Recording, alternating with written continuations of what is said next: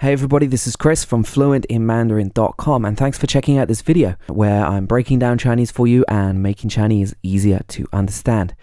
Today we're going to be talking about an important particle or character in Chinese that is used to make suggestions. This character on screen, ba.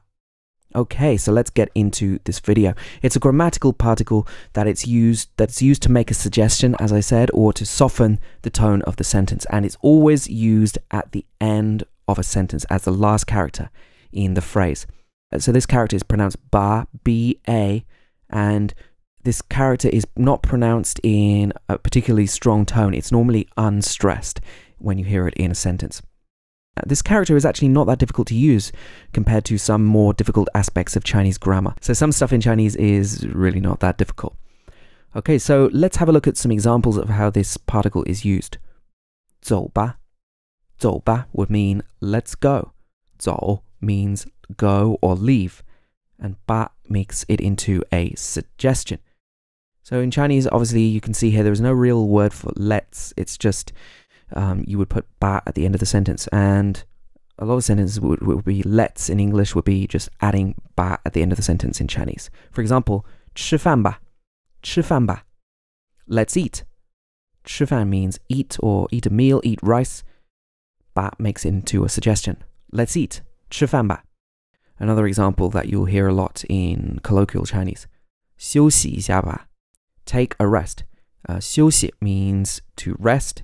一下 means for a moment, and ba at the end of the sentence makes it into a suggestion. And here's another example. 便宜一点吧.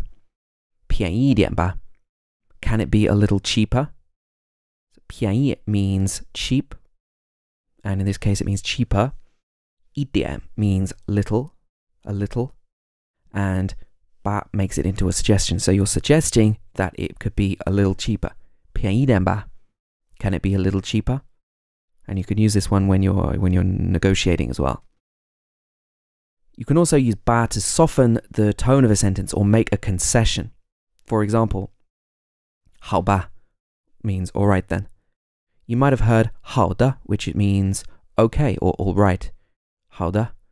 But in this situation, 好吧 is a little bit different. 好吧 means all right then. It's not necessarily what I wanted, but I can accept that. All right then. 算了吧 means forget it. 算了 means forget it, and then ba is a suggestion. You're suggesting that the person just forget it. This is often used as well. 应该是吧. 应该是吧. 应该 means should or it should be. 是 means to be or to be the case, and then ba means making it into a suggestion. So 应该是吧 means I think that's right, or that should be the case. 再等等吧. 再等等吧. 再 means again or longer, a little longer. 等等 means wait, and we've actually put this verb there twice. So by repeating the verb, we soften the effect of the verb, and you'll often see single character verbs and also multiple character verbs in Chinese that are repeated.